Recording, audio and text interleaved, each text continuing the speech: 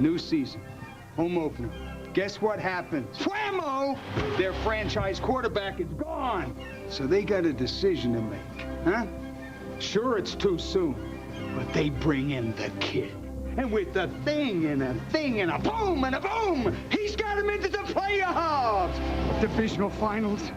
We got a blizzard. The kid is driving his boys down the field for a final touchdown. Win. He fumbled. He fumbled. Okay, so dig this. It's not a fumble, all right? The refs cite some obscure rule, so it's a fumble. But it ain't no fumble. Cut to New Orleans. Why? Because I love that city like a brother. Super Bowl. Tie score.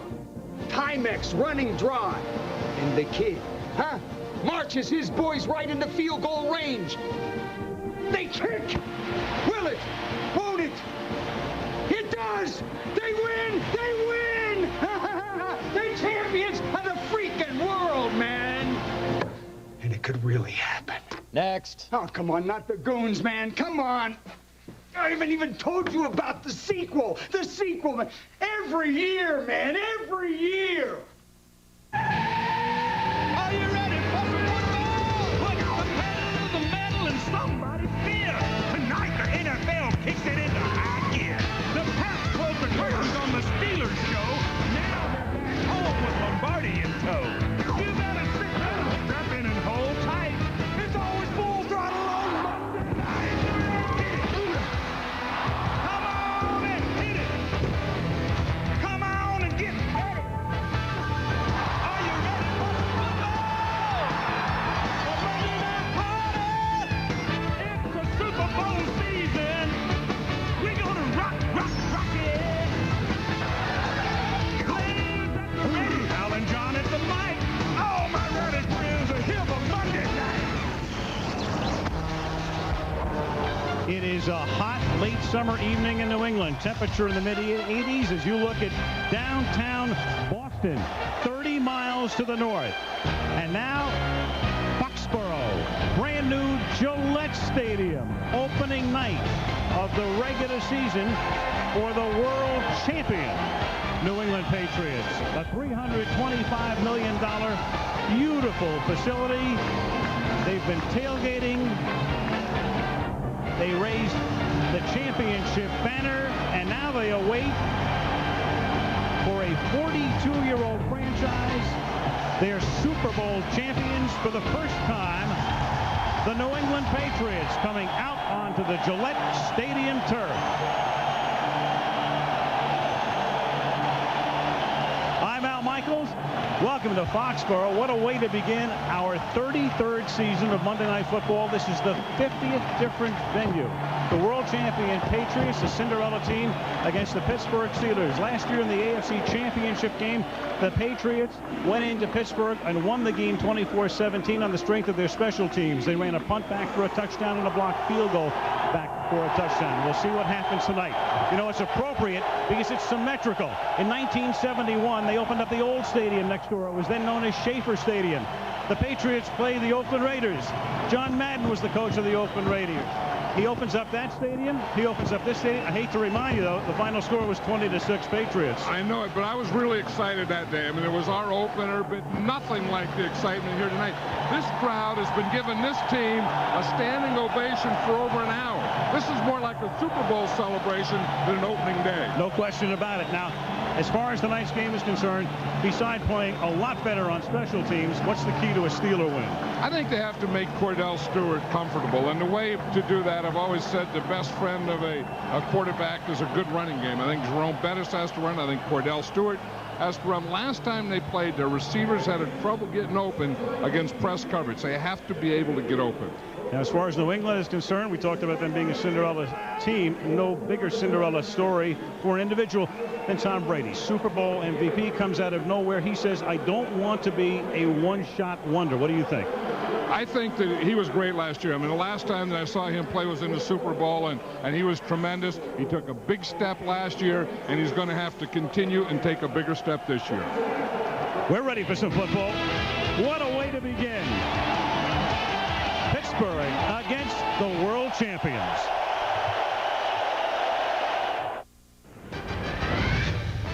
Tonight's quarterback comparison is brought to you by McDonald's.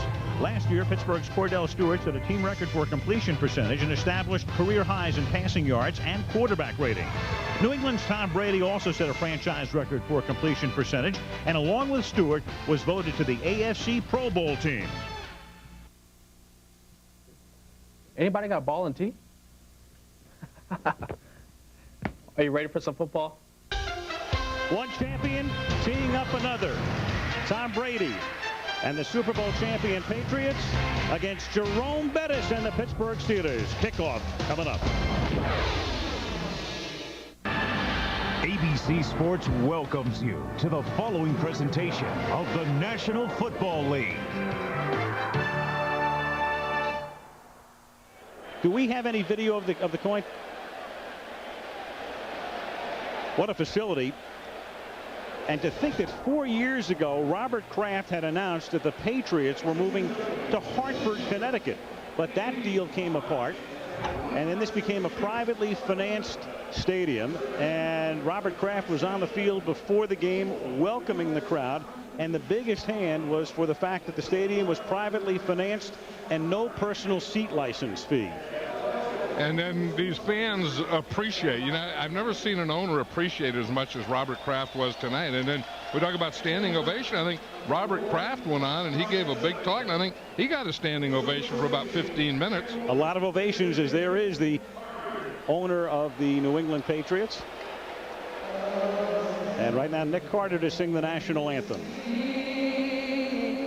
By the dawn's early light, what so proudly we hailed at the twilight's last gleaming, whose bright stripes and bright stars through the perilous fight o'er the ramparts we watched were so gallantly streaming, and the rockets' red glare, the bombs bursting in air, gave proof through the night that our flag was still there. Oh, say does that star-spangled banner yet wave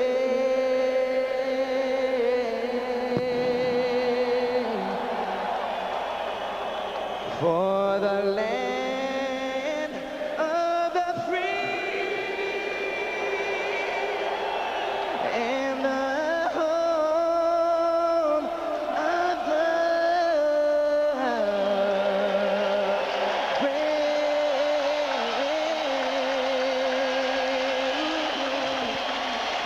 Nick Carter of Backstreet Boys fame. You saw former President Bush, who's here tonight. And next week we'll be close to his son's residence as we go to Washington for Game 2 of Monday Night Football. Philly at the Redskins.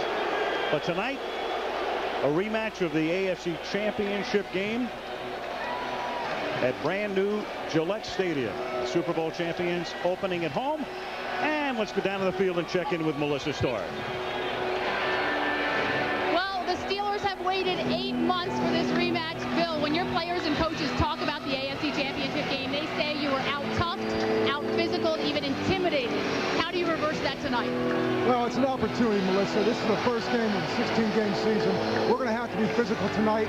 We're going to play smart and try to get off to a fast start, keep this crowd out of it.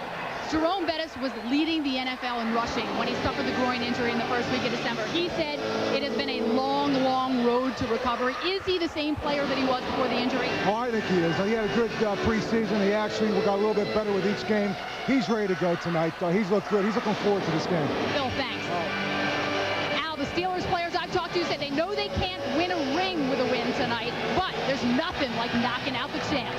Nothing like knocking out the champs and going to 1-0 on opening night. as they get ready to go home to the Steelers for another tough one next week against the Oakland Raiders on Sunday night. The Steelers have won the toss and back to receive Hank Poteet out of the University of Pittsburgh. So he was a stay at home and ready to kick off for the Super Bowl champions as soon as the ball is placed down on the tee at the 30-yard line. They're waiting to just get a few of the dignitaries off the field, and for Adam Vinatieri, of all things, to go back and find the tee. Well, Tiger had it. Tiger didn't give back that tee. He said, give me a tee and a ball, and Tiger kept the tee. Well, there's always something crazy that happens on an opening night in the stadium. So Vinatieri was all set. It's about the only thing he's done wrong in New England, especially after what he did last year. He is written into New England lore. You saw Cordell Stewart. There's Tom Brady. It was Vinatieri who kicked that 45-yarder through the snow in the Oakland game, then beat them in overtime, and then, of course, the coup de grace, the 48-yarder to win the Super Bowl. So here we go from Gillette Stadium with the kickoff taken at the 2-yard line by Hank Poteet. Up past the 20. And taken down at the 26 as we meet the Pittsburgh offense. Cordell Stewart, Colorado. Jerome Bettis, Notre Dame. Dan Kreider, New Hampshire. Plexico Burrs, Michigan State. Hines Ward, Georgia. Mark Bruner, University of Washington. Wayne Gandy, Auburn. Alan Faneca, LSU. Jeff Hardings, Penn State. Oliver Ross, Iowa State. Marvell Smith, Arizona State. And so the Pittsburgh Steelers, 13-3 last season, best record in the AFC, run their first offensive play out of the eye from the 27-yard line. And they give it to the bus. And the bus gets up to the 29-yard line for a gain of a couple. Here's the New England defense. Bobby Hamilton, Southern Miss. Steve Martin, Missouri. Richard Seymour, Georgia Bulldogs. Anthony Pleasant, Tennessee State. Mike Vrabel, Ohio State. Teddy Bruschi, Arizona Wildcats. Roman Pfeiffer, UCLA. Ty Law, Michigan. Lawyer Malloy, Washington. Bucky Jones, Syracuse. OTIS, Missouri. OTIS at the age of 37, the second youngest cornerback in the league. The second oldest at 37. The oldest would be Darrell Green at 42. Second down and 8 from the 29-yard line as Stewart goes deep on second down and incomplete. Intended for Plexico Burris, who was double teamed, and Smith, one of the guys covering him. Well, that was OTIS right there. In the championship game, he matched up against Plexico Burris, and that's the way that they did it all the time. He was going to play up here, and you see he starts in the pressure. He starts up, then he goes off. You see Cordell Stewart going back. He gets the pressure. Seymour's right in his face. And you see what happened there is OTIS started to bail out. He was up, and he started to bail, and he was just running perfectly with Plexico Burris. Out of the gun now, they bring in Amos Zeraway, and he flanks Stewart, and also Hines Ward lines up in the backfield on third down and 8. And Stewart deep over the middle again, and it's intercepted by Terrell Buckley. The once and present Patriot runs it back inside the 30 to the 26. He had been here. He went to camp with Tampa Bay. They let him go. New England picked him up a couple of days ago, and he picks off a pass. And then Kelly and Ward get into it. So an early turnover in New England in immediate business. And a Bill Belichick defense. That's what he does. He uses a lot of players. Terrell Buckley, as you said, Al was here a year ago. They just got him back a couple of days ago. And as Bill Belichick says, he just fits right in. You can see it. I mean, the first pass, he just picks off and takes it on back. No one touches him. It didn't look like, but it looks like they're going to spot it there. Let's see if they do touch him. No, he hasn't been touched yet. Yeah. They're going to say that Antoine Randall L. got a hand on him, 82. Barely, yeah, and that caused him to go down, and they're going to move the ball back to the 46-yard line. I don't know. I think that's a bad spot. I think Randall L. did get a hand on him, but then he went another 5 yards before he went down.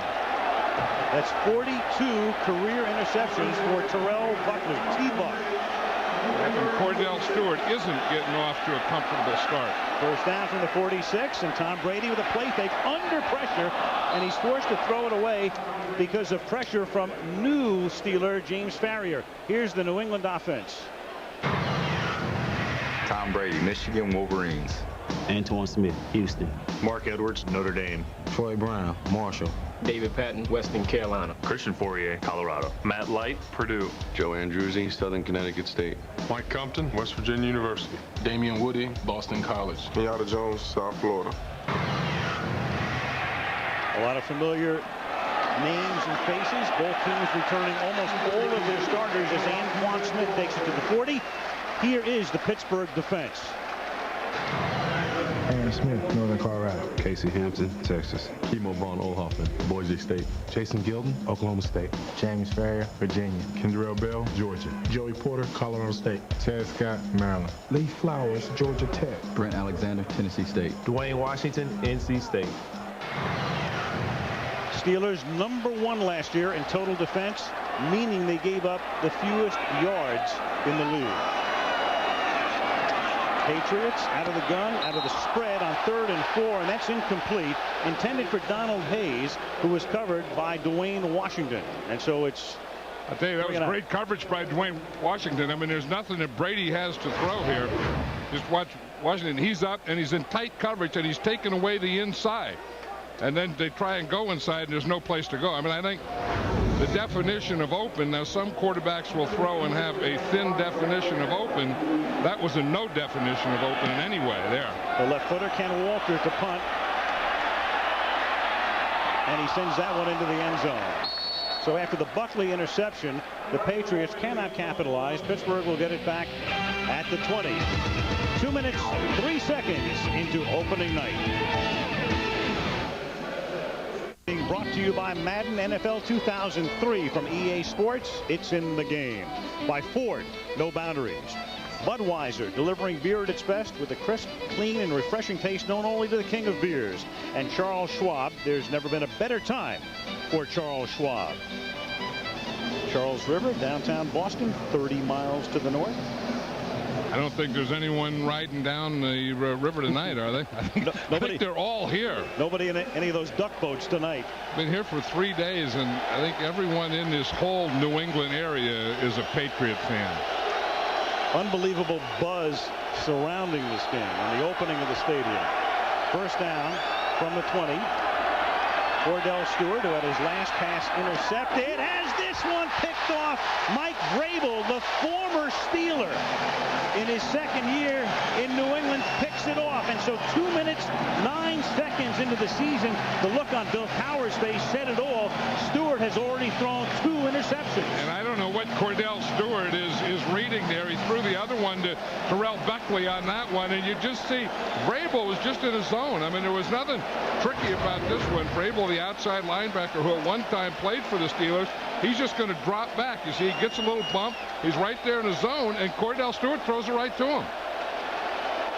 Look at him here. Here's what Cordell Stewart is looking at, and Vrabel's right there.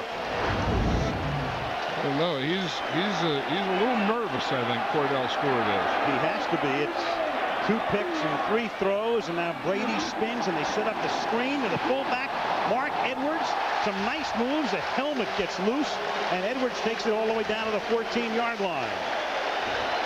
12-yard gain. Cordell Stewart last year was great after the regular season opener. Look at that. Games 2 through 14, only 3 interceptions over a 13-game period. In the last 2 games of the regular season, 6 picks. In 2 postseason games, 4 interceptions. And John, interestingly, at the end of the AFC Championship game, he was intercepted by New England on his last 2 possessions and the first 2 tonight. Yeah, and I think that had to do in the championship game with not having a running game. You know, they only ran for 50-some yards, and I thought that they were going to come in here and establish Jerome Bettis, establish a running game, and they haven't.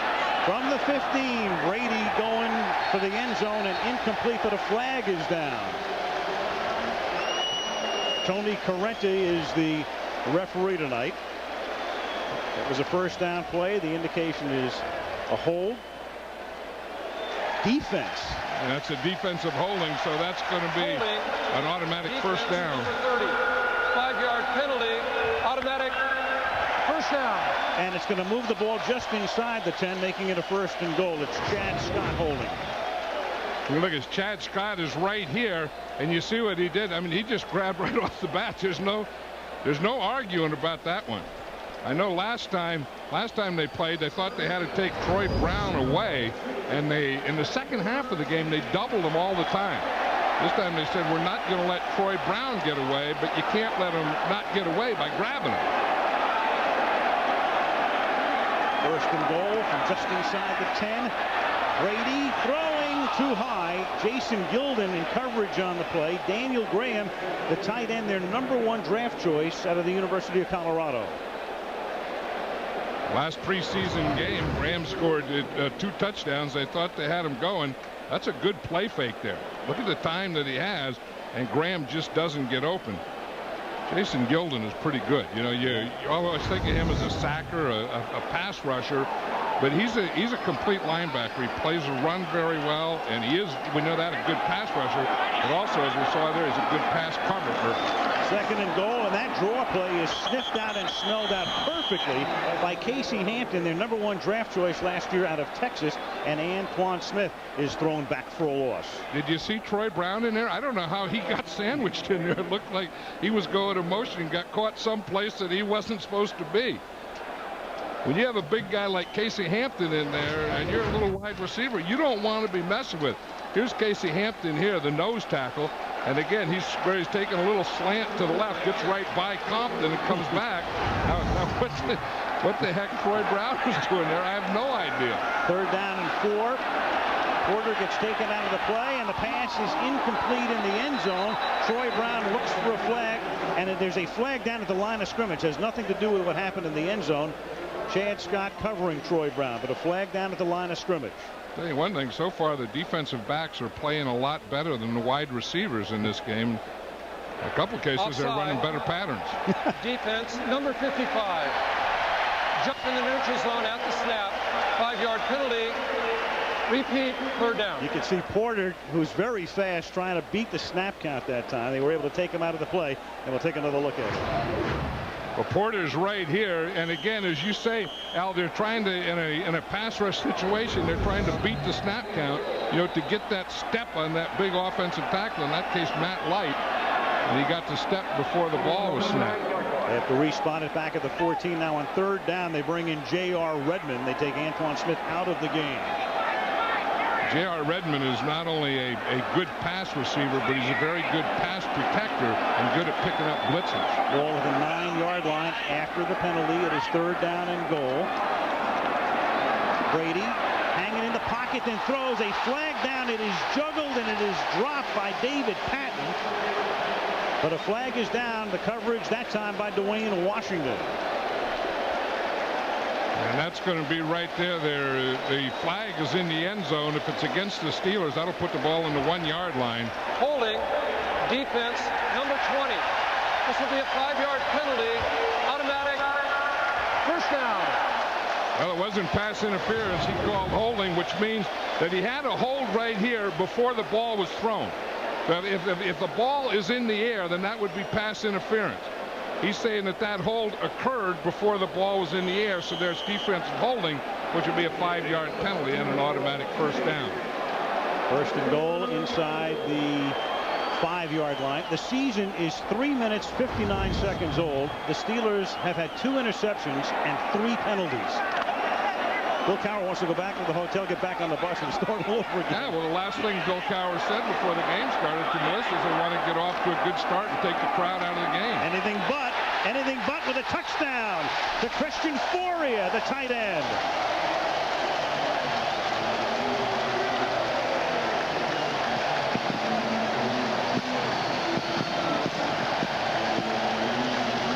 You know, it was first down, and it was a great play-action fake. That's the thing that got Fourier open.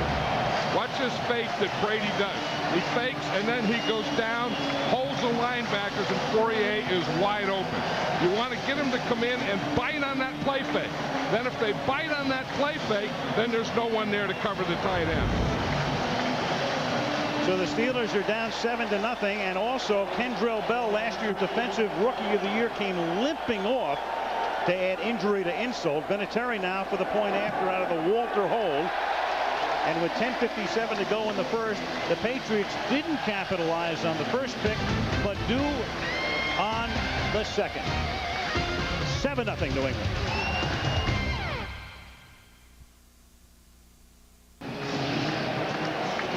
High above downtown Boston, the aerial coverage tonight provided by Budweiser. And out of Foxboro, where they were rocking after a touchdown following the interception by Vrabel. Brady hits Christian Foria, who came over from Seattle, where he had one touchdown catch all last season.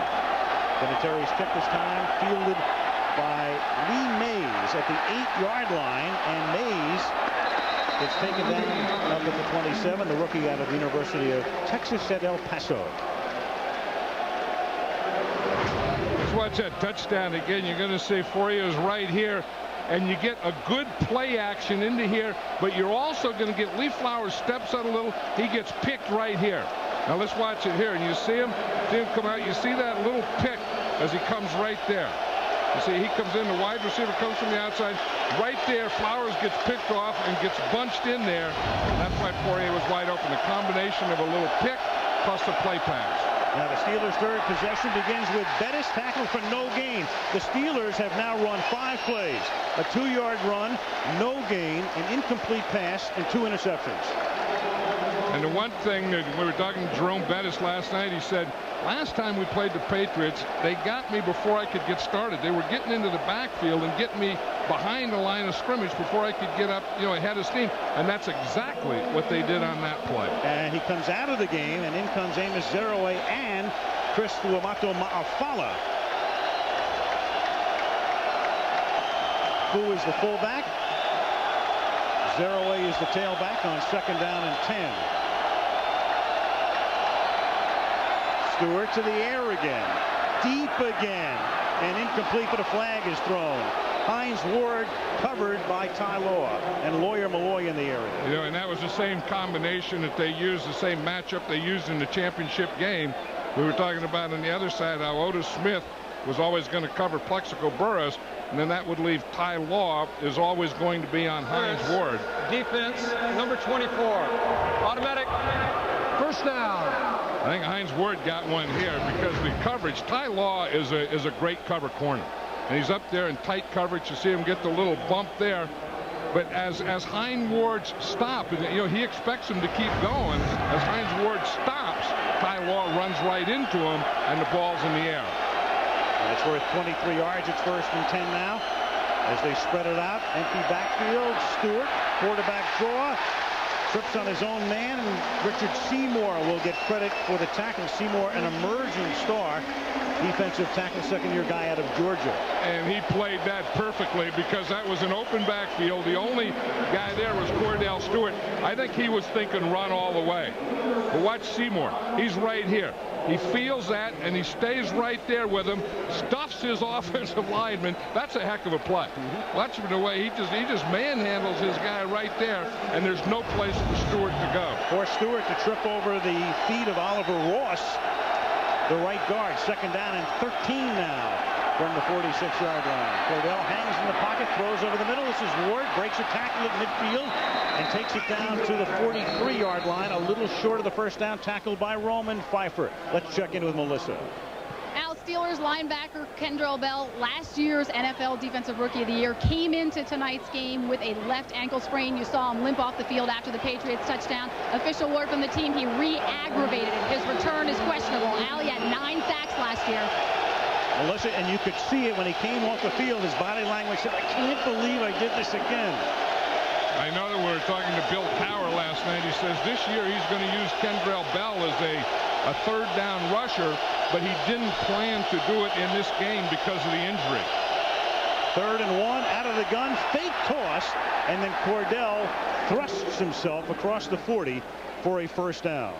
Yeah, that's a great thing this Steeler offense has, is you can talk about running backs and they can run any 2 or 3 at you, but then they also have, in addition to that, the quarterback. And he is always dangerous anytime he has the ball, because He can run it, he can run and throw it, or he can throw it. This is the second time that he had a designed run. This time he gets a pulling guard in front of him, so he gets a first down on that play. Now Jerome Bettis comes back in, first down at the New England 39, and they give it to Bettis, and Bettis chugs his way for a couple to the 37. And John, we were talking to Jerome last night, and we were both surprised. It took him almost 6 months to fully recover from that groin injury. Yeah, after the championship game, they told him don't do anything for 8 weeks. So he took 8 weeks off, and then, of course, he said he lost his conditioning. He said as late as May 1st, he didn't think that he'd ever be able to play again, and he thought that that may be his career. Then he said on May 19th, it started to feel better, and then, you know, the rest was, you know, mini camps and training camps and so on. But he said he's back to normal now. Second down and 8 from the 37-yard line. They give it to Jerome again, and he gets taken down just inside the 35 to the 34.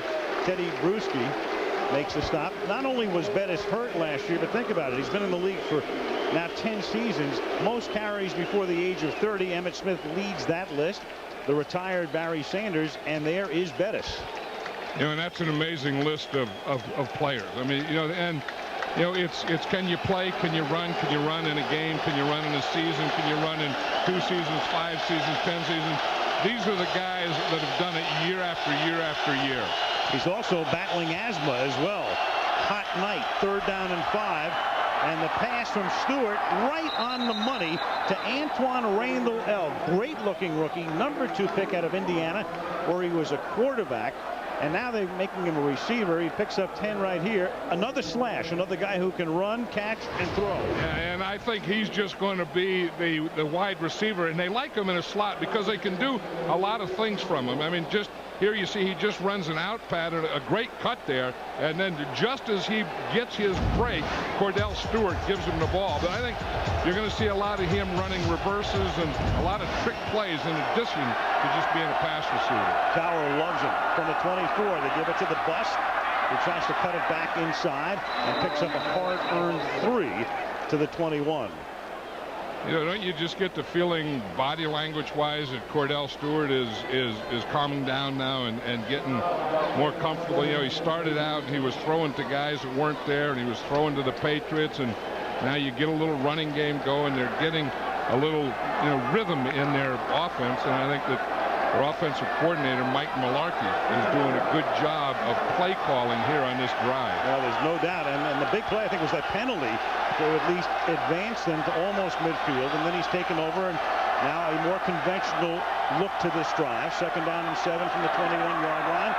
Stewart flings it to the outside. That's on the money. And Ward fighting his way for a first down. Taken down by Ty Law and to Bucky Jones. Yeah, that's going to be a good matchup all night. You can see Hines Ward here. He's a tough guy, and he's competitive. You know, and last time I think that Ty Law probably got the better of him. You see, Ty Law is up there in tight coverage. As I said, we have to be able to beat tight coverage. Hines Ward just runs him off like he's going to go up.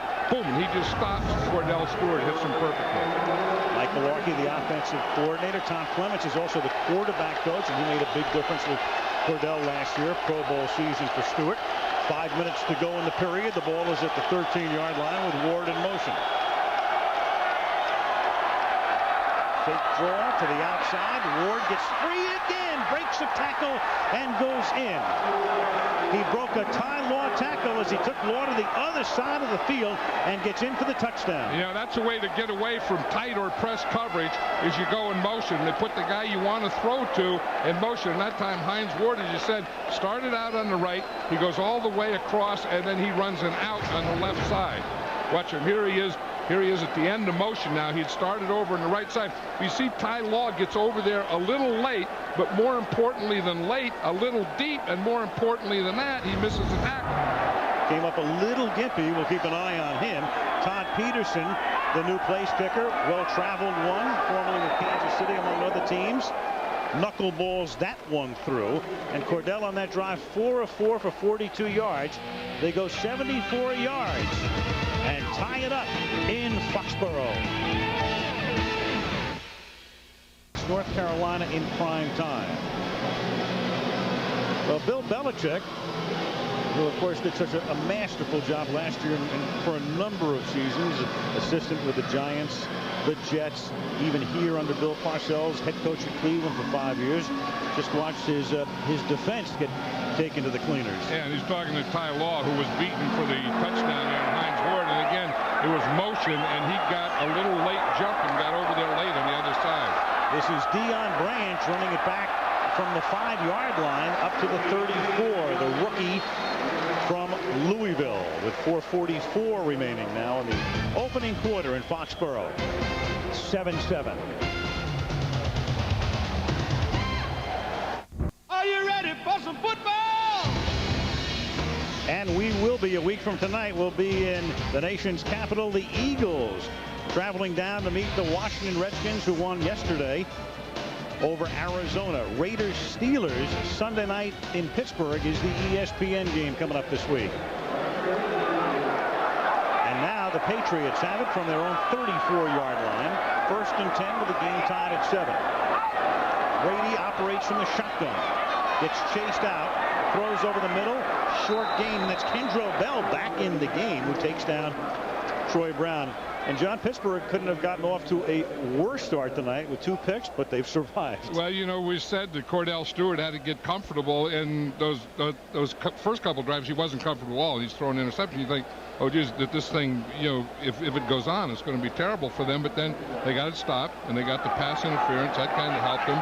And then you could just see him calm down. As he calmed down, his whole offense started to do better. He was 4 for 4 on that drive as Antoine Smith loses the ball inside the 40-yard line. And the officials now conferring. Coming up with it is Chad Scott. 3rd down. But he was down before the ball came out. The play was whistled dead. You're going to see Antoine Smith, you start here, and Gilden hits him. And I don't know, it looks like the ball, this is probably going to be a challenge, because there's knees down and then the ball comes out. So I guess that's okay, isn't it? Well, the problem was that they blew the whistle, so that's the end of the play. Then they can't challenge that anyway. Absolutely. 3rd down. Cowher couldn't have found the buzzer anyway. 3rd down and 4 as out of the shotgun, the pass is complete over the middle to the rookie Deion Branch for a 1st down up at the 46. We were talking to Bill Belichick the other day, and he really likes Deion Branch. You know, he's kind of like Randall L. is for the Pittsburgh Steelers. Branch is for the Patriots. I mean, a guy that can play spot, you know, slot, can do things for him, can spot here, can spot there, and give him a big play. Anytime he gets his hands on the ball, he's capable of taking it all the way. 1st and 10 from the 46-yard line. Brady sets up. And that pass is low. He had the open man, David Patton, coming off a great year with a lot of spectacular plays. In one game last season, Patton ran, caught, and threw for a touchdown.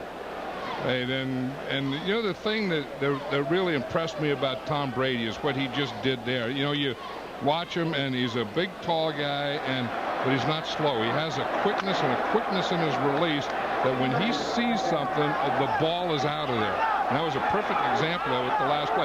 If he ever gets in trouble, it's where he holds it too long. 2nd and 10.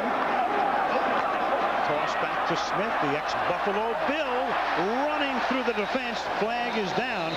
For the moment, he picks up a 1st down.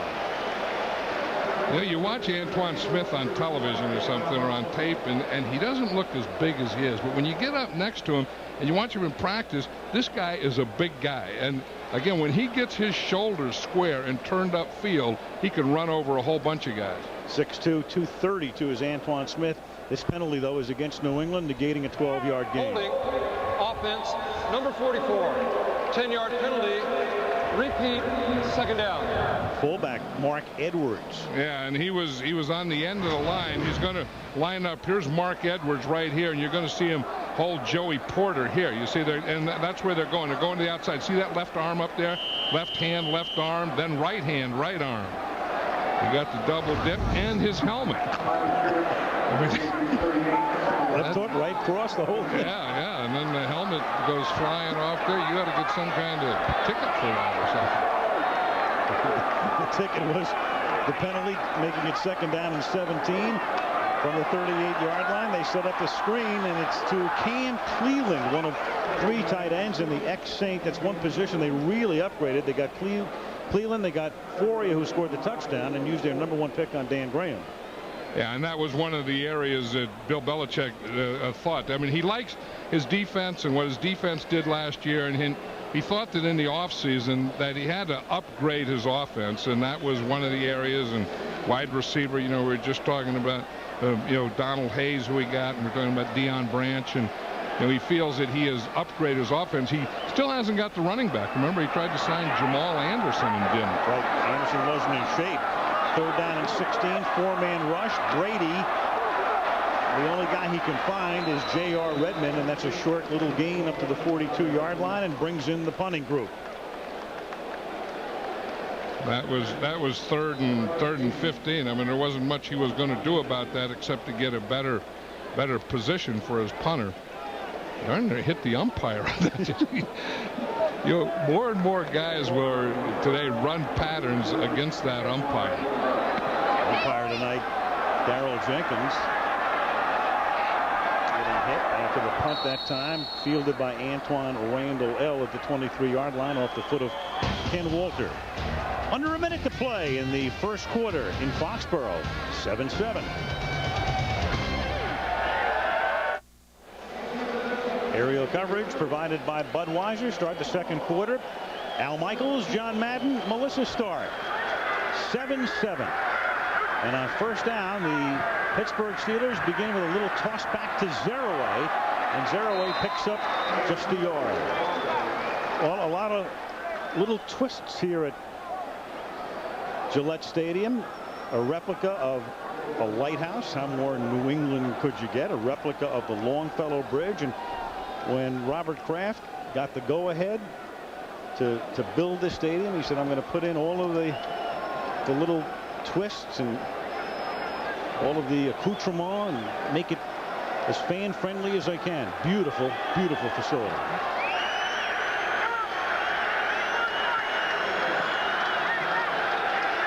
Second down and 9 from the 36-yard line.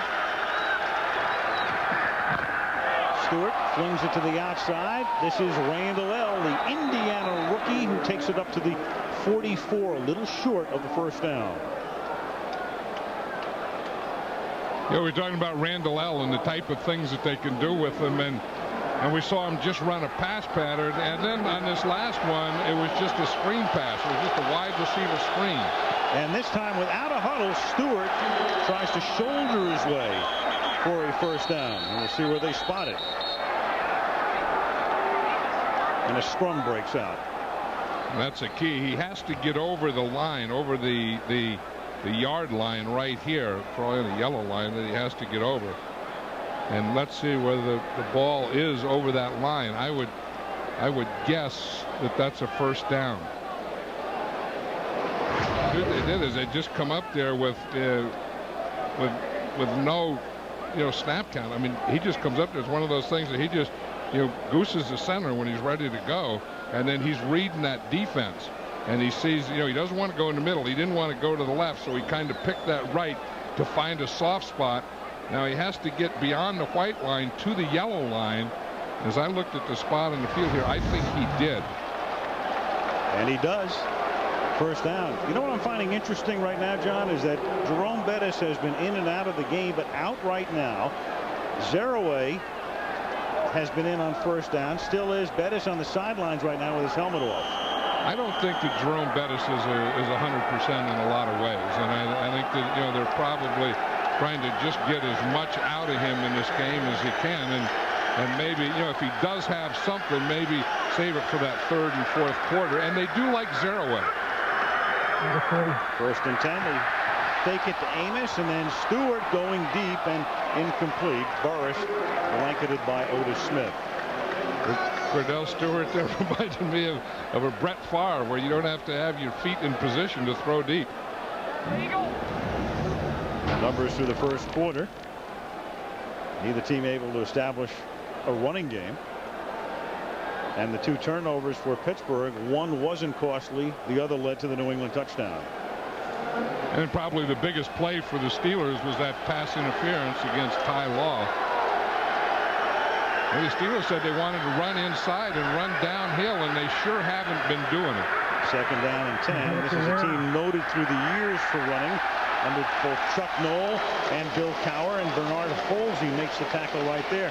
Kind of tough to run downhill if you don't have the bus in the backfield. And the thing is, the Patriots are taking it away too, even when the bus was in the backfield, by getting penetration. And that's what Jerome Bettis was talking about, that happened in the championship game, that there was always a Patriot in their backfield when they tried to run the ball, and that play Holsey was in their backfield, and that brings up a 3rd and long, which is playing right into the Patriots' strength on defense.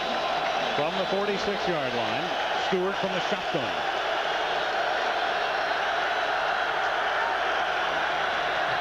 Four-man rush. The backers go into coverage. Caught at the 46-yard line, Randall L., and he takes it to the other 46, but a little short of the first down. And you see where he lined up. He lined up in the backfield. We're talking about the different things they're going to do with Randall L. Looks like Bill Cowher is going to go for it. But here's Randall L. in the backfield, and you're going to see that he's just going to run a pattern right out of there. He's just there. You see, he runs a pattern. No one covers him. I mean, he gets out there, and there's no one on him. Ty Law was off him, and eventually they get there. Now they come up with a 4th down and short, and Bill Cowher says he wants to go for it. He wants to go for it, or to try to draw New England offside. That's what they'll do in a lot of situations like this at midfield. 4th and 1. That's what he's doing. You're right. He's going to take the timeout. And you might as well. I mean, a timeout in the first half is not a tenth as meaningful as a timeout in the second half. Why not burn one here? Little to lose. 4th down, and they'll punt when we come back.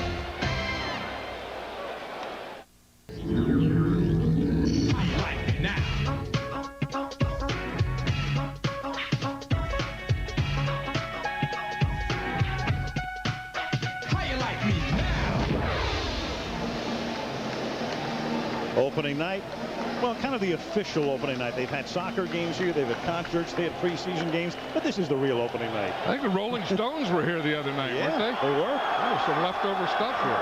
4th down now as Josh Miller punts, tries to die it inside the 20, and does. Troy Brown makes the fair catch at the 12, and let's check in again with Melissa Stark.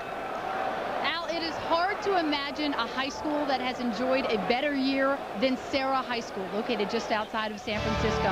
Last October, class of '82 alum Barry Bonds shattered the major league record for home runs in a season with an incredible 73. And then class of '95 alum Tom Brady went from being Drew Bledsoe's backup to Super Bowl MVP. And by the way, kicking off that incredible year was our colleague Lynn Swan, class of '70 at Sarah, when he was inducted into the Hall of Fame, Al. Swanee, the ex-Steeler, and the 4 championship teams in the 1970s.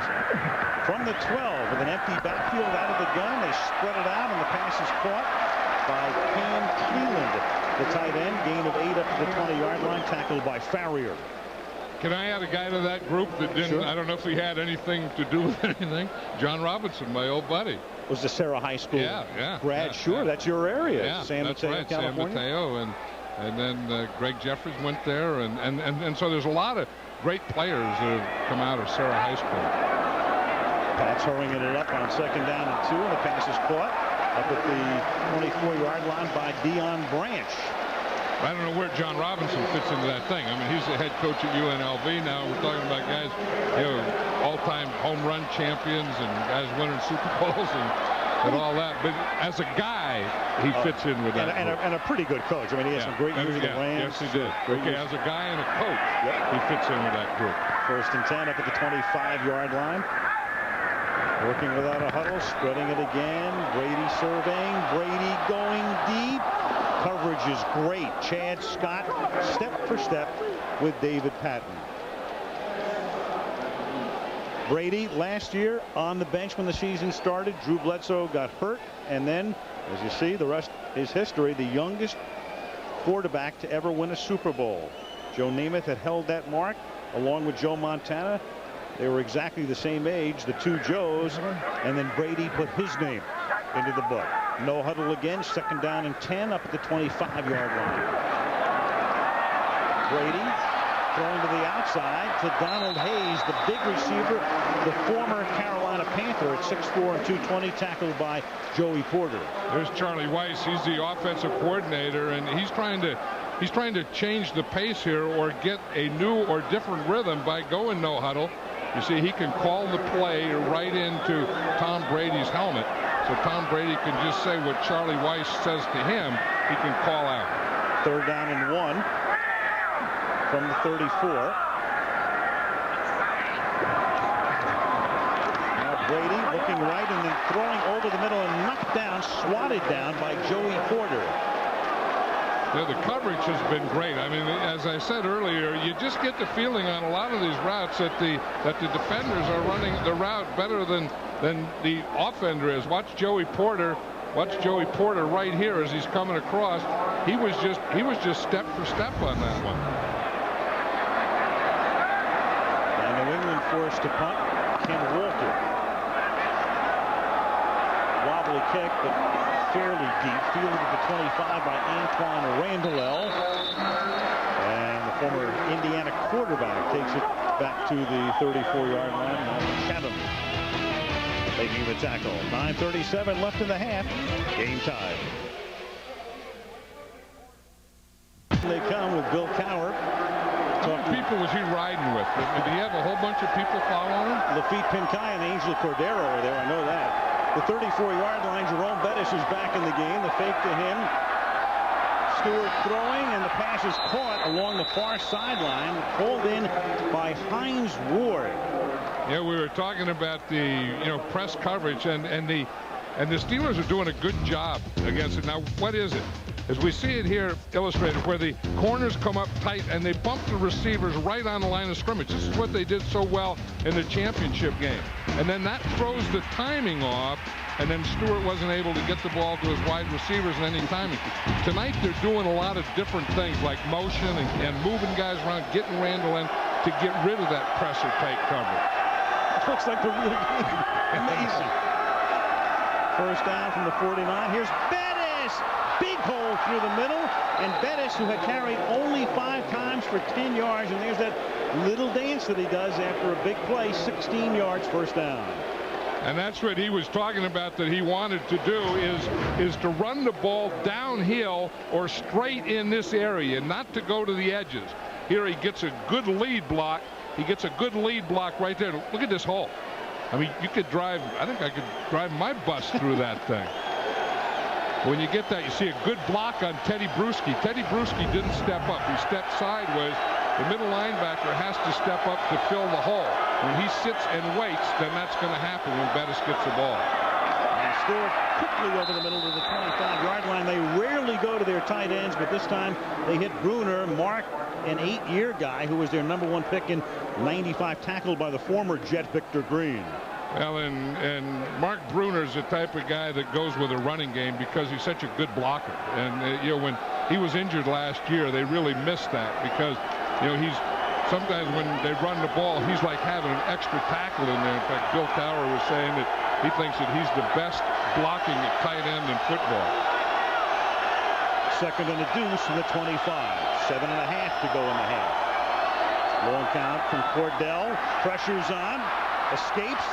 Up the middle he goes, runs in to Malloy, who pays the price from Stewart, and he takes it down to the 15-yard line.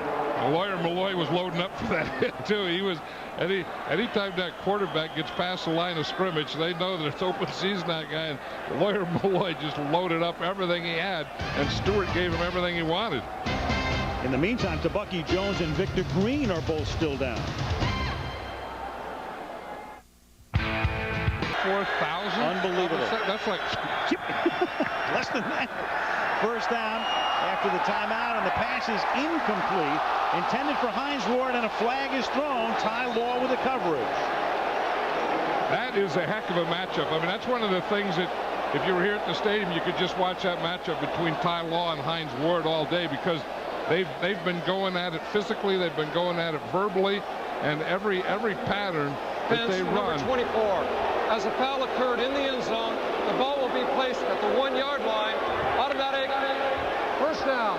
We were talking about that tight coverage, and the way to take away the tight coverage is go in motion. And watch, here's Hines Ward coming all the way across. Ty Law is coming all the way with him.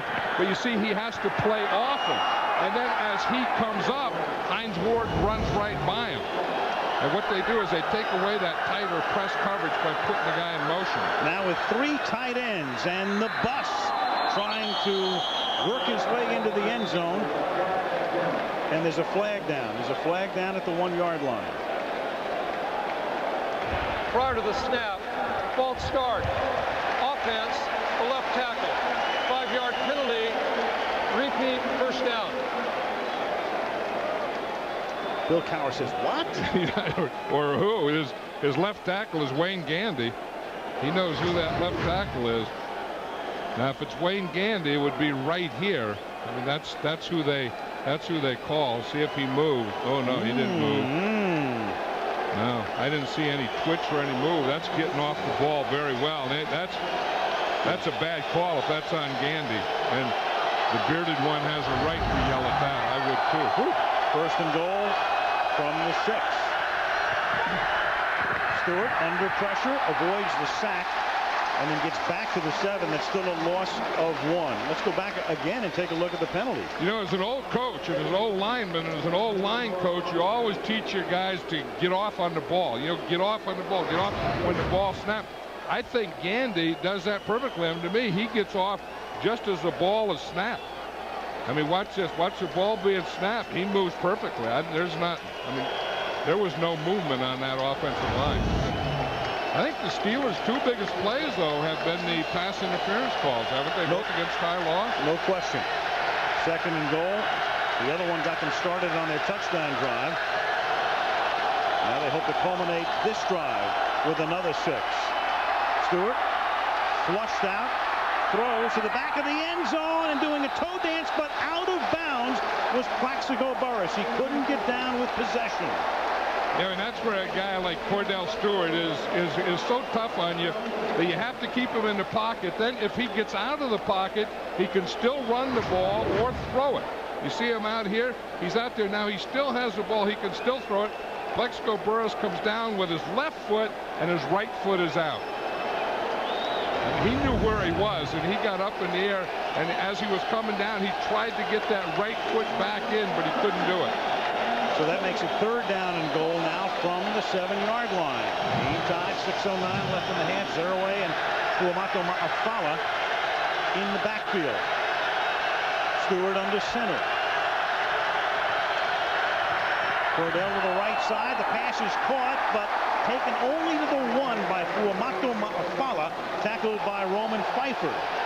And a flag goes down at the end of the play.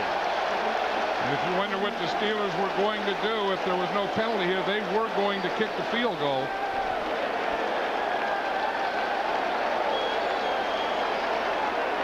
Well, this is great defense. I mean, these guys, both of these teams play so well on defense. After the conclusion of the play, personal foul, unnecessary roughness, offense, number 45, 15-yard penalty, the down will count, 4th down. Fuamato Ma'afala, and now they'll definitely kick a field goal, but it'll be a lot longer. You know, one of the things that they're doing is they're calling these things after the play is over. You know, okay, the whistle blows, it's all over. To me, that's a taunt, though. I mean, I think it is a penalty, it is a hit, but I think the hit was caused by a taunt. And there's another penalty. This would have been a 34-yard attempt. False start, offense, number 67, 5-yard penalty, 4th down. That's Kimo von Oelhoffen, who normally is a defensive lineman playing here. So they go from 1st and goal at the 1-yard line to a 39-yard field goal attempt by a journeyman place kicker. Right, and I don't think that the first one was a penalty. The second ones were. Here's Van Oelhoffen. He's playing that position there, or the wing, and he was the guy that they called. And the kick is no good. Penalties will tell you, it's the oldest cliche in the book, and the Steelers have been flagged 6 times for 40 yards. It cost them 7, and then it cost them 3, and the game is still tied.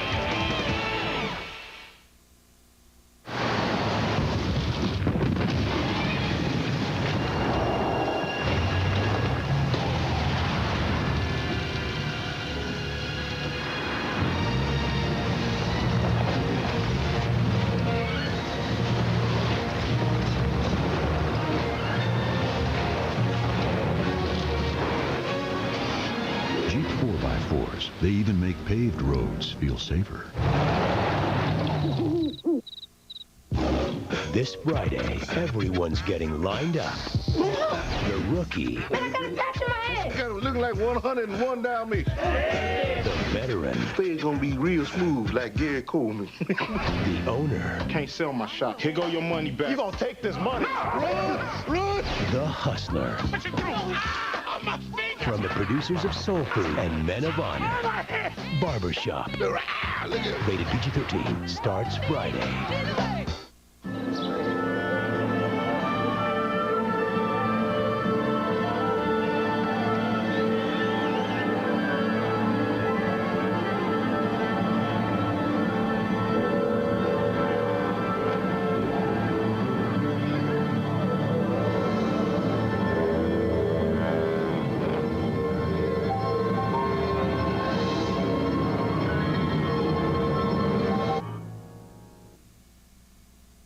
John Ritter and Katie Seagal are married with teenagers. Stop yelling at me! 8 simple rules for dating my teenage daughter. The fun begins Tuesday, September 17th on ABC.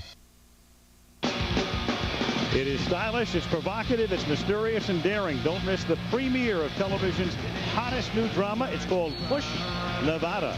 Special season preview Tuesday at 9, 8 Central, next Tuesday, here on ABC. Good new show.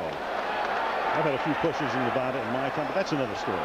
1st and 10 from the 29-yard line as the pass is thrown out here to Troy Brown. Nothing cooking right there. And he's tackled for no gain. Now the Patriots last season were 5-5 at one point. Then they ran the table. They were outgained by their opponents by nearly 500 yards, and in postseason they scored only 3 offensive touchdowns. They began the year 1-3 and ended it with the Lombardi Trophy.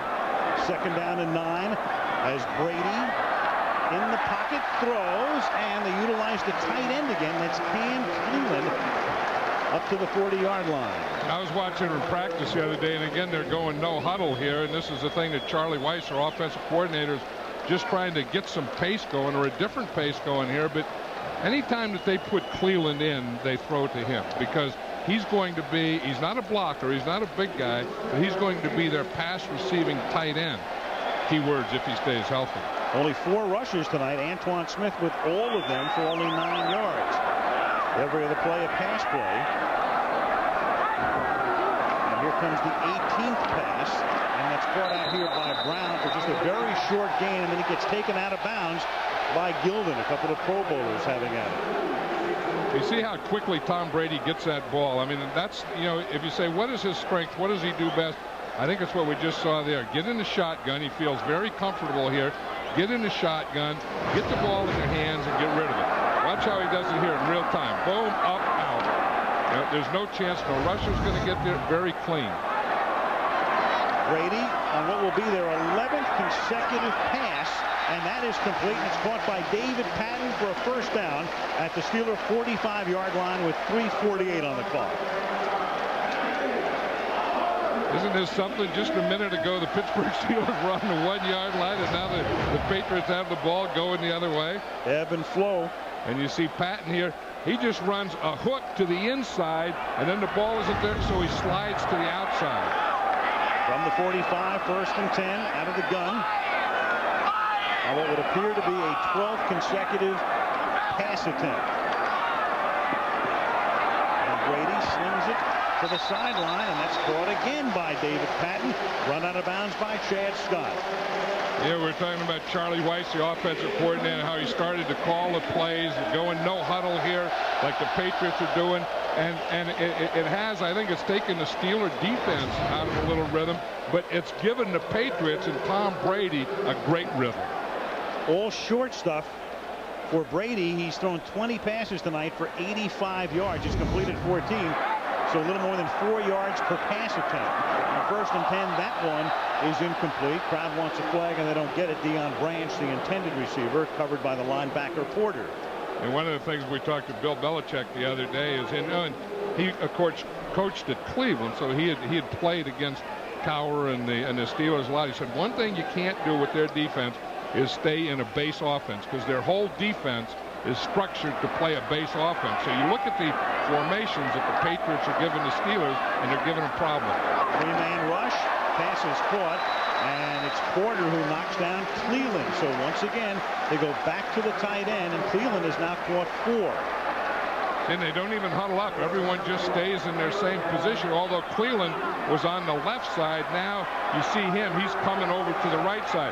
So they have 3 receivers on this side, 2 receivers on this side, no one in the backfield. And that's Brown in motion. He's going to the left side now. Now he comes back toward Patton on the outside. And on 3rd down, Brady directing traffic with his left hand, and Troy Brown, the intended recipient, incomplete. You know, when a quarterback can stand back there and direct traffic, you know who you have to give credit to? The offensive line. I mean, he didn't complete that one, but Tom Brady was very comfortable in the pocket, and he had time to sit, to look, to read, to direct traffic, because he hasn't gotten any pass rush, isn't getting any pass rush. You know what I mean? I know exactly no what you pass mean. rush, good pass blocking. But he didn't get the first down, though, either, did he? No. Now it's Adam Vinatieri, and this will be a 45-yard field goal attempt to try to put New England on top. And Vinatieri, who ended last season with a bang, begins this one the same way. From 45 with 2:23 to go in the first half, the Super Bowl champions are back on top. New England 10, Pittsburgh 7. Monday Night Football is being brought to you by Southwest Airlines, proud sponsors of the NFL and official airline of Super Bowl 37. Dodge, you can take life as it comes, or you can grab life by the horns. Dodge. New Gillette Mach 3 Turbo for the closest shave with less irritation, even against the grain. And Bud Light for the great taste that won't fill you up and never lets you down. Make it a Bud Light. Speaking of shaving, John, we were talking about this yesterday. Can you remember a head coach? Well, I mean, last year, Marty Mornhinweg had kind of this mini goatee, but I mean, Cowher has a beard. Yeah, a full-time beard, and I don't remember in the history of the NFL, I don't remember a head coach ever having a beard. Me neither. Someone brought up that Tom Bass for a while was the interim head coach. Someone brought up that maybe he had a beard, but Cowher didn't remember that. And we were talking about in the history of the NFL, you know, anyone, of course, I remember the day, I mean, when I first started coaching, and Vince Lombardi had a rule that no one on his team could have facial hair. And so there was no facial hair anywhere on the team, let alone coaching. It's like baseball in the 19th century. From the 8-yard line, Lee Mays, rookie from Texas, El Paso, brings it back up to the 28. And let's check in with Melissa on the field. Al, because they are both coming off such successful, tremendous years, both Bill Cowher and Bill Belichick emphasized to their teams that this season they have to work even harder. Cowher sent out this letter to all of his players, said we may be predicted to win the AFC, but there are no guarantees, there are no shortcuts. And Belichick had this T-shirt made for every one of his guys, showing them the standings, everyone tied at 0. His message, Al, last season is over. We're no better than anyone else. And tonight they hope to go to 1-0 as they're up by 3 on opening night. They may not be any better than anyone else, but they're all wearing big rocks in their fingers. Right. And they can't take those away as Antoine Randall L. does not make the catch. The ball hits the ground. Both coaches, when you look at Bill Cowher, still a young man, and yet he's the dean. Bill Cowher now in his 11th season. Bill Belichick, of course, coached the Cleveland Browns for 5 years in the early 90s, now in his 2nd year here. And Belichick, at the age of 50, has been a coach, head or assistant in the NFL for 28 consecutive years. You know, when you talk to offensive coordinators and quarterbacks, and you say who's the toughest defense to play, they will always bring up Bill Belichick. 2nd and 10.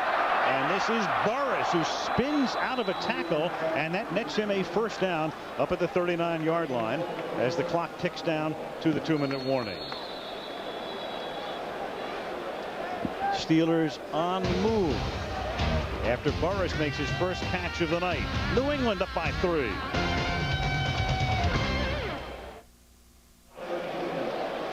Coming up, the Toyota halftime show. John and I are going to look back at some of the big plays yesterday. What a week 1. And then a Jim McKay essay, 9/11 remembered, coming up on the Toyota halftime show.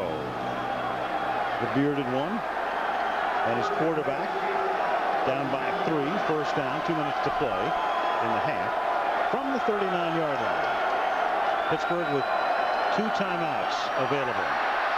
And there on a corner blitz comes Ty Law to take him down to the 34. Yeah, they didn't block Ty Law. I don't think they even saw Ty Law, but he was up in the line of scrimmage. He comes up to the right side of the defense, and you're going to see him, but the Steelers didn't see him. But Ty Law is going to be right here, and you saw like he was covering the slot. Cordell Stewart didn't even look out there. He expected him to be a big cover guy. He became a blitz guy. Now without a huddle, 2nd and 15. They swing it out to Amos Zeraway. And he is taken down by Tabucky Jones at the 34-yard line. And Ty Law was there again. Ty Law came on that same blitz. Didn't get Cordell Stewart and just turned around and got in on the tackle. That's one thing about this defense. They're going to go after you. If they have you in position, see, they don't want the Steelers to get a first down or 2 here and get in field goal position, so they're pressuring them while they're down here to keep them down here. Now they got them in this 3rd and long, and this is a situation that this Bill Belichick, this Patriot defense, always wants you in. And now you have the Steelers, in effect, running out the clock before 3rd and long to not give New England enough time to take a timeout. If I were New England, I would take a timeout. Yeah. Because you have to believe at 3rd and 15 that you can make a defensive play here. Instead, it's Pittsburgh taking a timeout with 43 ticks left. Colby doing the snapping right now as Hardings makes an early visit to the locker room prior to the half. Well, we've seen this formation from both teams a heck of a lot this first half. This shotgun, the 5 wide receivers on the line of scrimmage, open formations. It's the 42nd pass of the game, if indeed he throws it, but he can't. He gets taken down to the 29-yard line by Otis Smith. Now the Patriots need a timeout. They'd be well advised to stop the celebration and take a TO, which they do with 33 seconds, so they'll get it back on a punt, and they still have 2 timeouts remaining. Yeah, that's three plays in a row that the Patriots brought a corner blitz. You're going to see we saw the 2 where it was Ty Law, and right here we're going to see the corner come on this blitz, and that time Cordell Stewart did see him. Cordell Stewart was looking, and that's what made him bring the ball down. Ben Kelly was out there like he was going to cover, and then he just comes on a blitz, and Stewart had been 3 times he'd been rushed from that left or his back or blind side. You saw Brady going over what they'll do when Tom comes back on the field. Going over it with Charlie Weiss, Josh Miller. His second punt of the night now, his first 34-yarder. High floating kick, fair catch called for, made at the 25-yard line by Troy Brown. So the Patriots at least trying to work their way into field goal range for Vinatieri, and we can tell you that at 3:30 Eastern time Saturday, Ohio State and Washington State from Columbus, USC against Colorado and Boulder, Mississippi against Texas Tech, and then Nebraska meets Penn State in prime time. Some of you will see Texas against North Carolina Saturday night here on ABC. Now I know from personal experience, Al, that the Patriots, although they have 3 timeouts here, but I know from personal experience that they can, from this position, go on down the field and get in position to try a field goal. For a 48-yarder for certain with Adam Vinatieri, and they've thrown the ball 15 consecutive times. And here comes number 16 as Brady slings it to the outside. That's caught up at the 42 by Deion Branch, and he's out of bounds with 19 seconds. John, of course, referring to the Super Bowl last year when Brady led him down the field in the final minute to put Vinatieri in position to win it. Yeah, I know this well. I mean, this was amazing. I mean, they were able to get the ball. They had no timeouts left. He was able to complete the passes, and then this is big here, getting the ball out of bounds to stop the clock. Two of those incompletions were spikes. Big play by Redmond to get out of bounds. And now Brady at his own 41 with 19 seconds remaining.